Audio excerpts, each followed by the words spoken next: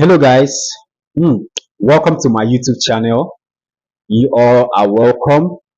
If this is the first time you are tuning into my channel, please watch the video up to the end, and the comment section is open. You can tell me what you think. If you find the video interesting, please do not forget to like and subscribe, and the notification bell above. Click the notification bell so that whenever I drop a new video, you'll be notified and you'll be among the first people to watch the video.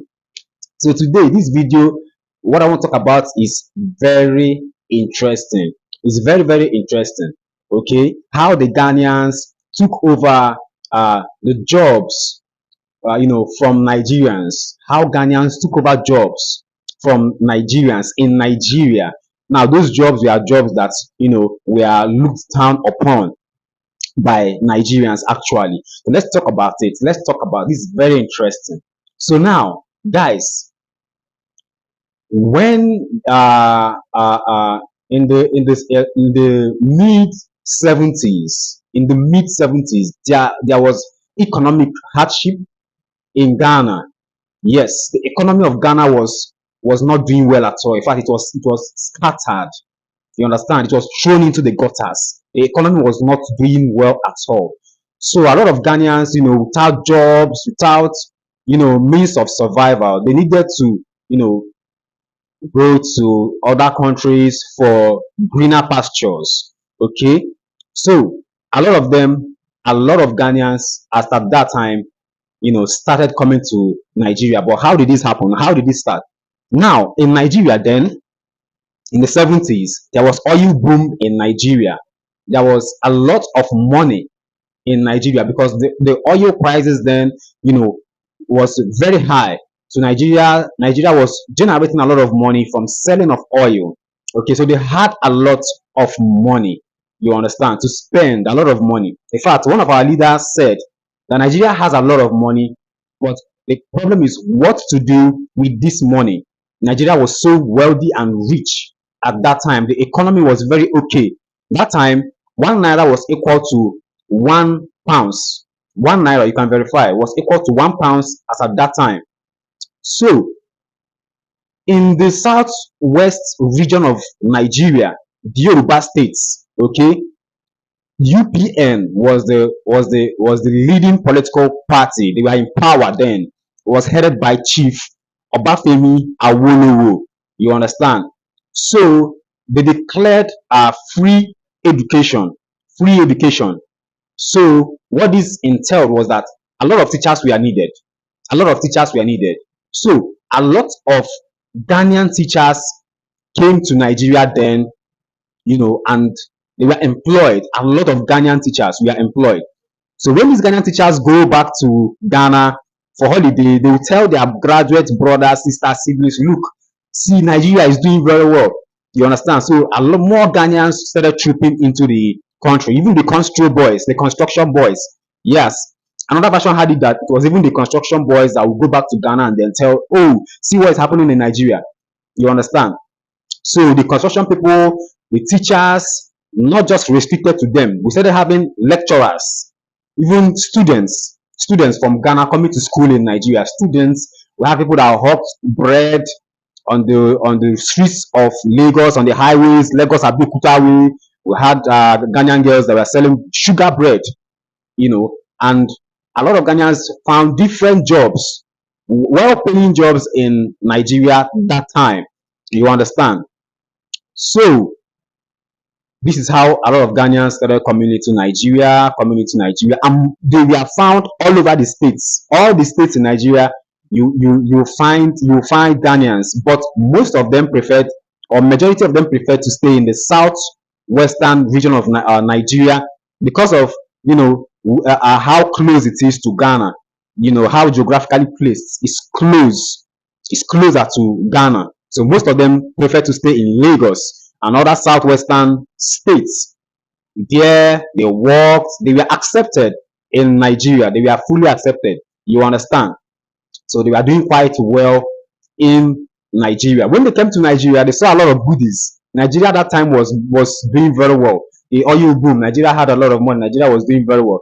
When they came to Nigeria, They saw a lot of construction. They say some of them even say that when they came into Nigeria, Lagos, it was as if they came into a big construction site because there was a lot of money then.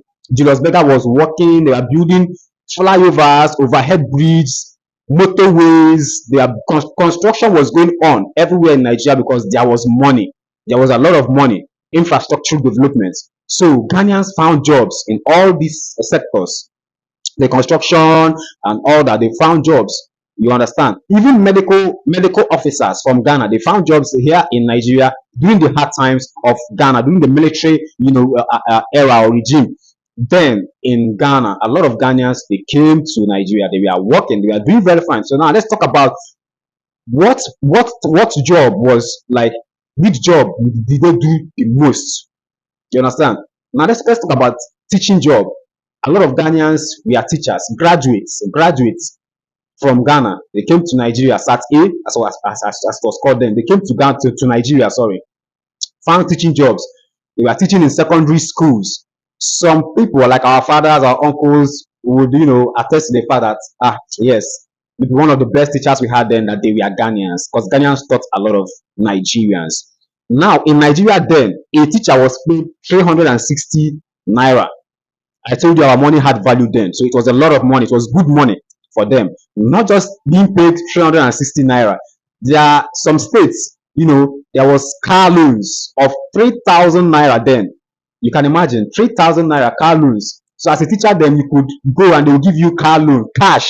The money they give it to you in cash, 3,000 naira, and then you go straight to where you're buying your car.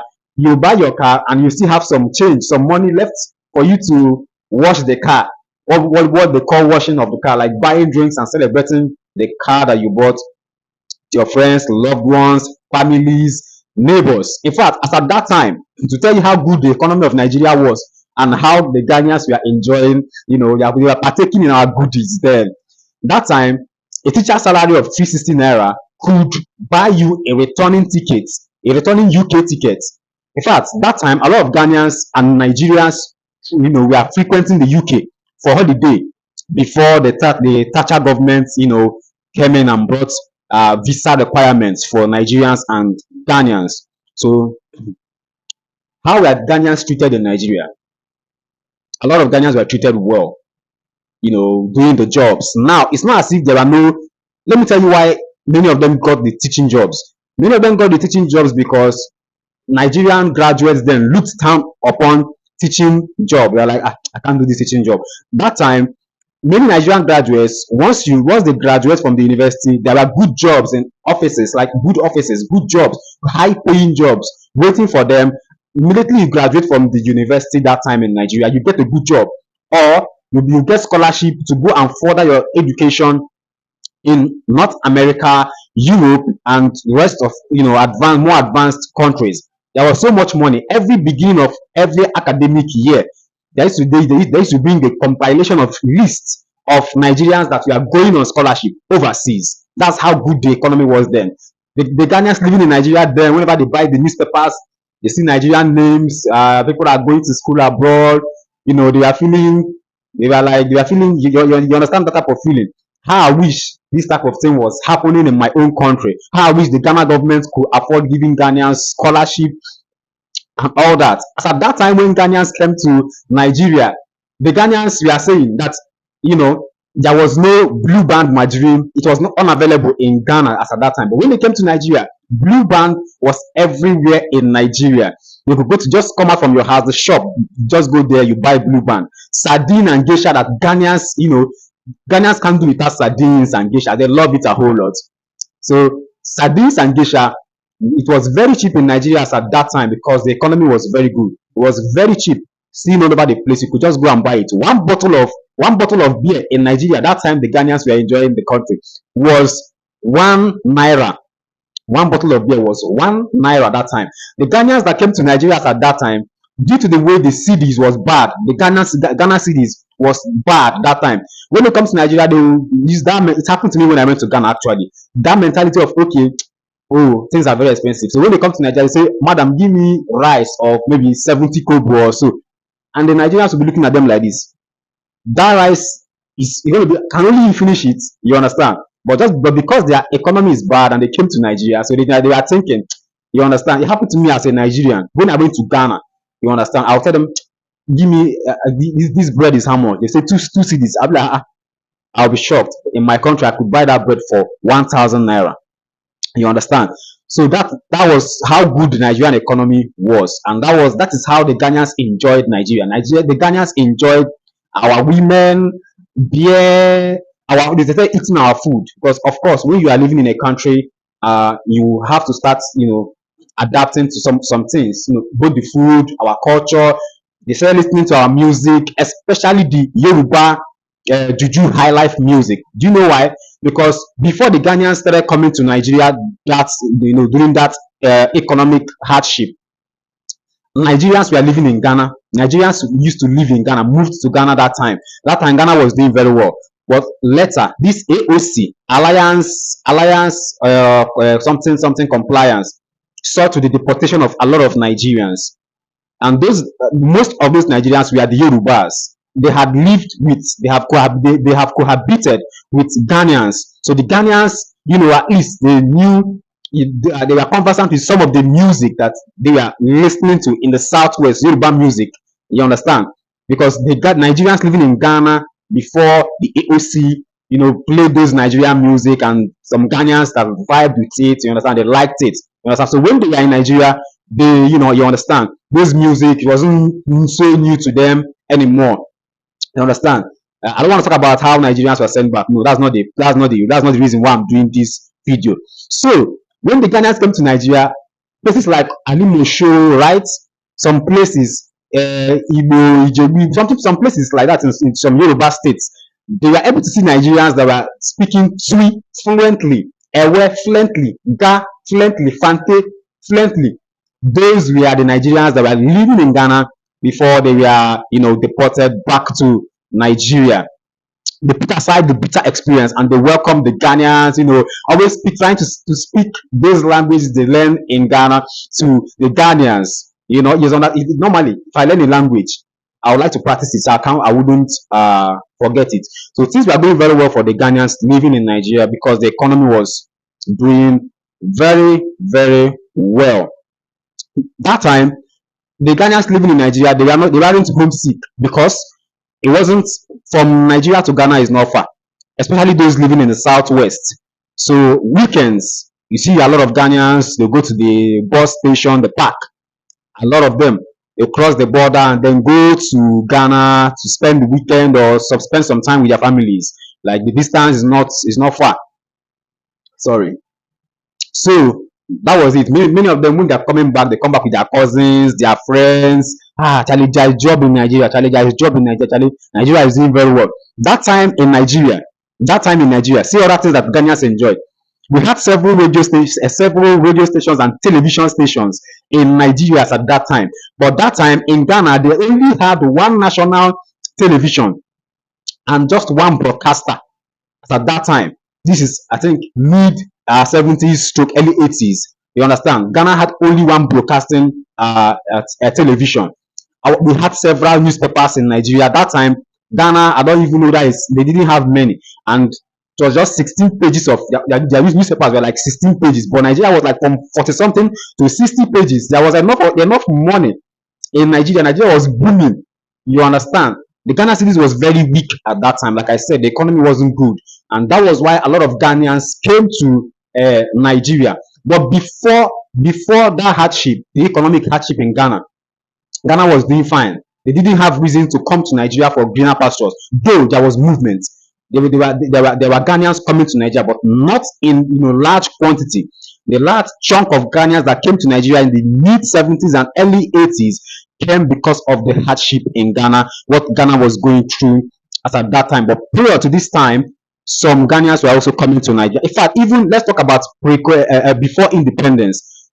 Ghanaian fishermen then from Ketu used to come to Nigeria. That time in our wilds, like they used to come to Nigeria. So there have been movements between Nigeria and Ghana. It did not start today. Then even after independence, marriages has also made movements. Ghanaians coming to Nigeria, but I'm talking about the chunk of Ghanaians that were coming to Nigeria in the mid 70s, early 80s. They came because of the economic hardship in Ghana as at that time. So like I said, I've discussed the jobs they did. Some of them we are worked in the hospitals, medical practitioners, some of them lecturers, some of them teachers, some of them construction work and all that. Some of them were hawking bread. Now there's something about the sugar bread that time. The Ghana girls that were hawking sugar bread in Lagos, in the western region of Nigeria, then the Yorubas didn't much like the sugar bread because it had a lot of sugar in it, or a lot of salt in it. You understand? But me personally, I like that bread. I like that bread. When I go to Ghana, I eat sugar bread a lot. One love Ghana. I love Ghana so much. So guys, that aside, you see, when Nigeria was booming, Ghanaians were here. They enjoyed before things started getting, later on things started getting, bad. But at that time, remittances to even send money to your country, like, hey Charlie, big money, you understand? Sending naira to Ghana that time was, yeah, big money, you understand? You're sending enough money home. But then things started going bad, and later on they started losing their jobs. Prices of goods and services started increasing. But before this time, when it was towards Christmas, the price of goods in Nigeria used to reduce because there was much importation for the festive seasons. But in Ghana that time, festive seasons, when you want to import more goods, prices are high. The economy was bad. So later on, like I said, things started going bad in Nigeria. Prices of goods started increasing. People started losing their jobs. Ghanaians started losing their jobs. Contracts weren't renewed anymore. So the Ghanaians that were smart saw that sign. Because these were signs they saw in Ghana before Ghana's economy, crumbled and went bad. So some of them that saw these signs were like, wow, things are no longer the way they are. So some of them that were smart enough started leaving because they lost their jobs. So they started leaving, going back to Ghana. I wonder how they felt then, because even students that were so happy that their teachers were teaching them, they were heartbroken. Now the Ghanaians going back, some of them their girlfriends, they left them in Nigeria, heartbroken and all that, but they had to move on. So that was how, when you lose your job, you have to go to another place. So a lot of Ghanaians left.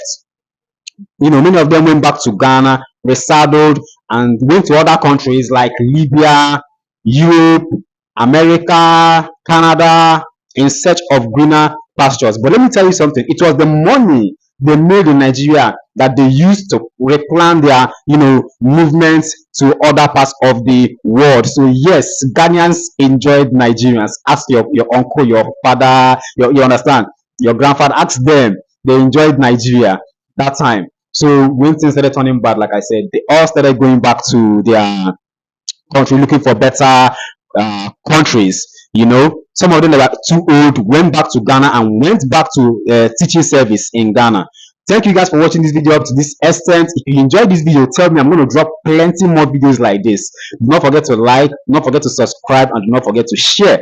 See you guys in my next video. Happy weekend to you all. I love Ghana so much. You see, Ghana and Nigeria, we share a lot of history. You understand? We share a lot of things. Now, the Ewes trace their origin historically. The Ewes say they come from the Yoruba. There's a part in the Yoruba land in Nigeria that they say they come from. We are one people. We are one people. But now, what is happening in Nigeria today? Prices have gone up. Things are no longer the way they were in the 70s and early 80s. Now, what is happening in Ghana? That the economy was so bad then. Ghana's economy is doing very well. In fact, it's one of the most promising economies. Ghana economy, their currency, everything, standard of living, and all. In fact, their standard of living is even higher than Nigeria right now. You understand? So we are one Africa.